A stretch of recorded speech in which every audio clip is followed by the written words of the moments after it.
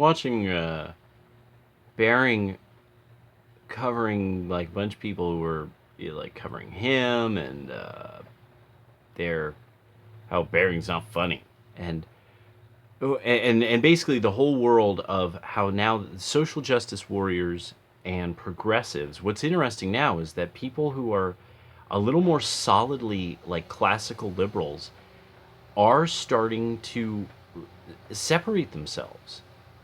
I'm seeing stories covered, and then I'm seeing those stories shared by people who are obviously not wanting to be associated with the corruption in the Democratic Party.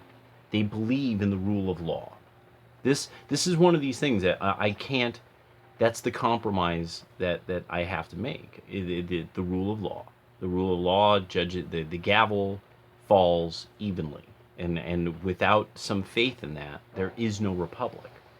So I'm appreciative of what's happening among, I would call them really the classical liberals, because this is also applying to many Republicans that were party loyalists.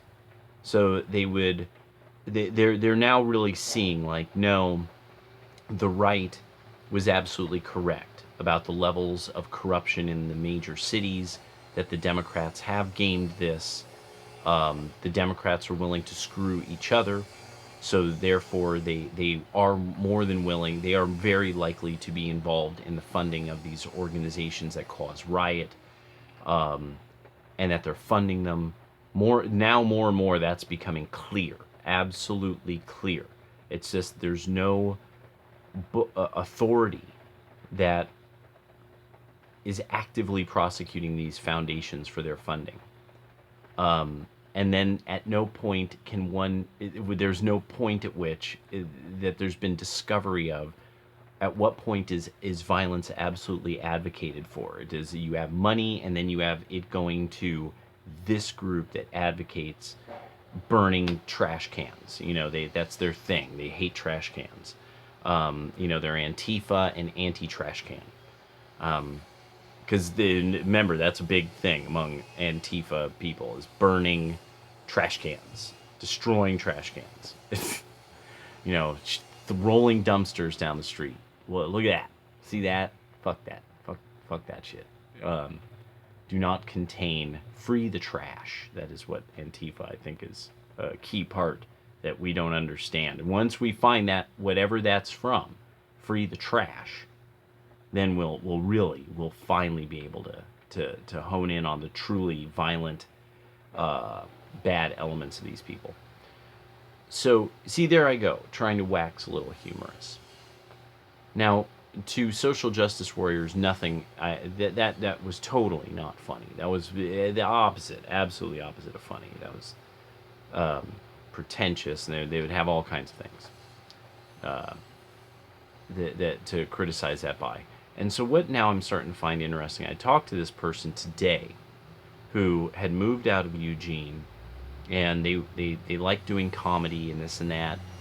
And the problem that they're not getting is, when I was talking with them, they like being a little politically incorrect. But the thing is, they understand their crowd. They understand how they have to hang, who they want to hang with. So they know they have to try to do this politically correct, like let's criticize Trump and the white men. And, men, bad penis, white men, bad white men. And a lot of the progressives don't really get, like, that's all you got. You all don't really have anything called ideas. It's called bad white man. That's all it is. It's just bad white man, bad penis. How dare you penis do that? How dare you white man do that? And every once in a while, you all get some reason to go after some small sect of Christianity or something, some random Protestant church that's doing something terrible or saying something awful. Outside of that, there's not much else, because all the economic criticism, that's like a child criticizing their parents driving. That, your people, you don't even understand what, you just don't understand shit about it, and it shows through your very criticism. It shows, like, you don't. Yeah, here's your toy steering wheel. Yeah, why don't you stick with that? And that's really true of even a lot of the classical liberals. That you start to find out a lot of the classical liberals, they don't really understand exactly the advantage they gain, why we have minimum wage. They don't really get the ugly part of minimum wage. They can't. This is actually a big part of it, is government and things they like could not have been done for ulterior motives. That it just couldn't have been. It couldn't have been that there are lazy people who vote in minimum wage. It couldn't be that there are people who don't and can never compete, that think they are funny and witty and adroit and interesting, and they're just not. And they can't handle this. I really kind of got, I could tell that, yeah, it's just interesting when you say certain things and you watch a person's body language. Women especially. Women are especially interesting with this, to watch the deep triggering, where some part of their mind figures out, like, wait a second, I don't like that. And that hurts my inflated sense of pride. That this moment where I brought up, not everybody's meant to be Mozart. I have now done this twice to two different artists, female artists. Female artists don't understand that. I have met many men in different fields of arts, and especially when they have tried to bring it to market, they know they aren't Mozart. They know they are not Hicks and Gracie. They know they're not Hoyce. They know what they are and they know what they aren't. I have more than often met female artists, and I think this is something that's a part of the Democratic Party culture. This idea of, no, it doesn't. There is no such thing as mediocrity. People are holding you up to a standard that they shouldn't. They are fundamentally immoral in some way for holding you to that standard. No, Mozart had a penis and he was white, so the standards don't count for then. Was it Scout Niblet? Scout Niblet is not garbage. It is that Mozart was a white man. Likey Lee is not for retards. It's that white penis. 90s female R&B, 90s R&B in general is not sort of low-minded welfare culture music. It's you see, no, the 60s psychedelia, the Yardbirds, the Doors, all those groups, you see, you're holding them up to a standard that is just totally different. See, it's totally different. And it's this thing, and Mozart, white penis, and my whole mentality about it after seeing a generation go by is, no, it's obvious that, there's things that extraordinarily mediocre people associate with because of the popularity of it in pop culture. It's easy to associate with that. Classical music requires sort of a trained ear. You have to grow up with it. You have to grow up with Thelonious Monk to appreciate Thelonious Monk. You can grow up in any goddamn dumpster and like TLC. Any trailer park, social justice makes sense. They always have a white penis to blame somewhere. Boss Hogg is keeping them in the fucking doldrums. And a lot of these people just can't get that. It's like, no, now that you've been exposed to people who have embraced their limitations, the limitations of the past, and how the future will have limitations, and that's real. Documentaries by Michael Moore are not really real. They're propaganda pieces. The Democrats in general have never read the book Propaganda. Almost no person I've ever met who's taken poli-sci who's been in poli-sci, graduated, in some kind of degree in that. None of them have ever read the book by Edward Bernays' Propaganda. They don't know who Edward Bernays is. They learn about Edward Bernays usually from YouTube, and that shows exactly the kind of level of knowledge that is there. That this shows how amazing these people supposedly fucking are, and how high-minded they are.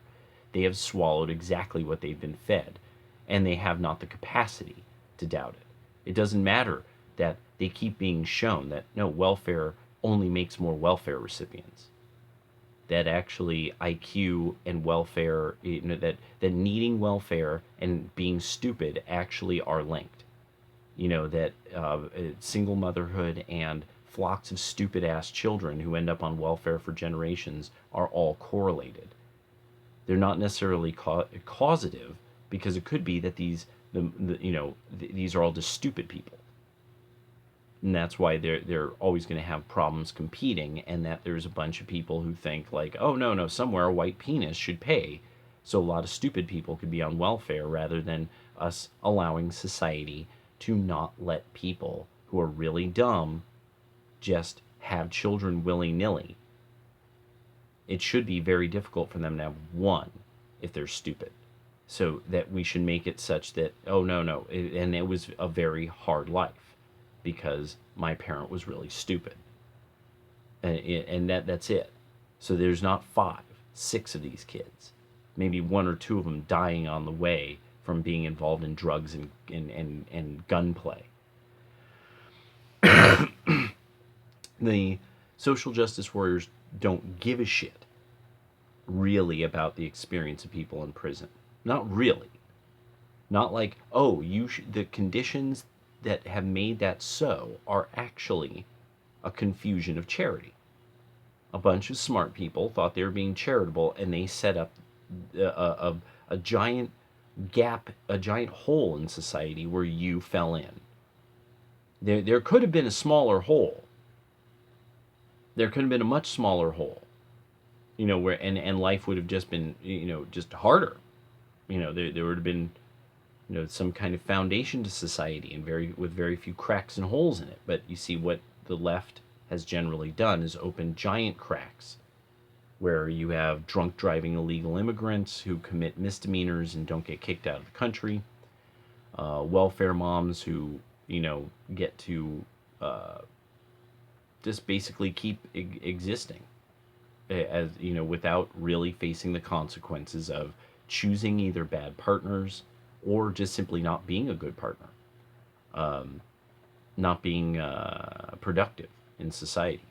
We now have the social justice warriors, especially being that they can't really compete on YouTube. That's obviously another big part of this, is that they really can't beat a lot of the people they don't like.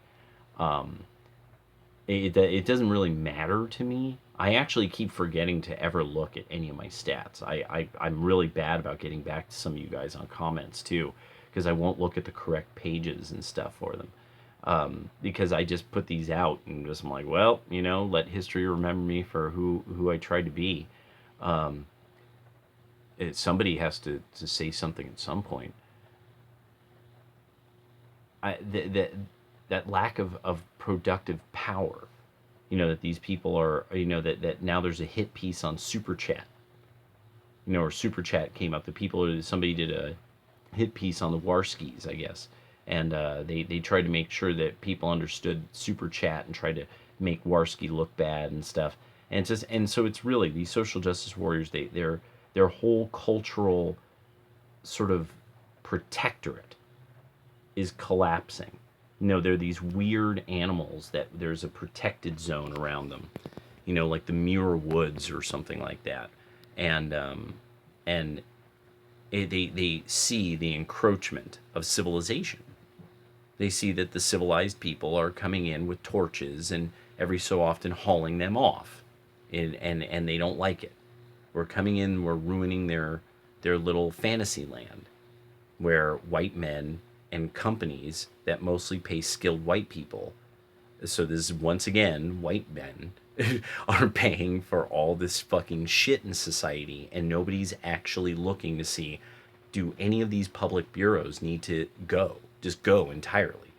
Have we solved this problem with technology? Do we have enough literate people that we can now handle this without, a professional clipboard or some bothersome, doofus and unproductive person who can't compete having this job administering this service, for the people? And that's really what it's coming down to. The social justice warriors, they have nothing because they can't confront this truth. They can't confront that they can't compete. They're unproductive people, and a lot of them are like mutant small. I'm starting to really understand. A lot of these people are like mutant small and like physically weak looking. Like it's like really weird how like weird they look, and that they insist on being weirdos. That's the big one that hit me. I was a weirdo when I was young, but at a certain point I was just like, okay, I need to rein in my weirdo, because it's come on, I'm not a kid anymore. And so there's this part of me that I feel for a lot of people. I feel for man buns, because I had a shit ton of hair at one point, and I would have to tie it up in a fucking bun because it was hell fucking hair, and it was, I had work, and that's just how it was, and I did martial arts, so for me the idea made a lot of sense. Yeah, it made a lot of sense. It worked. So I kind of, there's times where I'm like, no, I kind of feel you, understand why you've done that. But then there's weirdo for just weirdness' sake. And a lot of social justice warriors don't get, like, no, this is a bred for thing. You're the weird. You're the genetic weird. There's a high likelihood you have a bunch of really good looking, even featured, muscular, beautiful, adroit, interesting siblings and relatives, and you're not that. And that's why you don't compete well on YouTube. And it's not, and it just is what it is. It's good you have the community you have. That's fine. But going after other people because you really just simply cannot take them on, and you just keep getting decimated by them, that's rough. That's rough to watch. There's actually a line by Lao Tzu that talks about that when you're sad, the side that appears to be sad is actually the side that is likely to win. They are likely to be superior if they seem somber or sad, and the reason why is because they are not facing an opponent worthy of the effort. It was either Sun Tzu or Lao Tzu. And I it was an interesting thing because I'd never been in the military in any kind of battle situation or something, so I've never seen that kind of thing before. So I kind of like, I don't really know if that's true, that sometimes it's like it's just a grind. You just got to chop these fuckers up and then go on to the next village. I don't know if it's like that. Maybe somebody could mention in the comments what it was like in the sandbox when you just had to just keep peppering some fuckers who kept menacing, Kabul or something, and you just keep chopping them down. They keep coming back, and it's like I don't know. I don't know if it's like that. After a while, you're just sad because they just run up with their Kalashnikovs and fucking die. But that is sort of what's the social justice has, even some of these people even made a video like that. I think it was Mike possibly or Vox made a video about that, where like supposedly the alt-right or the whatever would run out of stuff to do on YouTube because these people would all leave YouTube, or they won and now they have nothing to do and they're just sitting there drinking champagne, bored and right wing. And I was just sitting there like, no, you guys don't get, you guys are just hilarious. They're so much fun in a way. Like when you're just sitting there and you're like, you are the younger sibling that never stops spilling food on themselves. Like, this is fucking hilarious. You are the younger sibling that never stops peeing the bed. Yeah. That's the thing with the social justice warriors, and I get it. They're a part of a group of people who all are still wetting the bed, and they're all like, hey, they should stop being so mean to us. And I get it. It's like, yeah, okay, but you won't really you won't ever deal with that. Well, you do understand you're wetting the bed, right? You do understand you always spill food on yourself, don't you? Like, you get that. You're willing to admit that, right? But because the SJWs and the progressives won't admit, like, they're always dripping in commie. They're always dripping in low T. It's like they're always, you see the stench of like of diabetes and estrogen and weirdo. And it's just like, no, if you would just admit, like, oh, well, I'm just a little too weird to function in society, then it would be fine. Then people would be at least like, well, yeah, he totally admits that, he's a social justice warrior because he's kind of dysfunctional. And he advocates for people who are maladapted. But, dot, dot, dot. Then that would be fair. Even on the right, this happens where people are like, I don't agree with this, that, and this about this person's views or their way of life or something, but I know what he advocates for, and understand what he advocates for. Blah blah blah. I think I heard of Styx, Hexenhammer from Aurigny of all people. A reactionary Catholic monarchist. So it's, I think.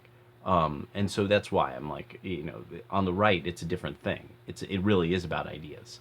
It really is. On the left, it's all the same ideas. They just, for some reason, are constantly coming up with the worst marketing campaigns for their ideas. And then when their marketing campaign gets just assaulted in the funniest fucking ways, they just can't handle it. And they just sit there going, that is not funny. That, sir, it's not funny. No, what I could tell you what's funny is Are You Being Served? That show from Thames back in the day. Yeah, that was funny. Okay, absolutely fabulous. That was fucking genius. That's funny. Okay, you don't understand funny, and it's like, okay, maybe you should do a whole video where you explain your jokes. That's winning. That shows the sign of a fucking winner. Cha-ching!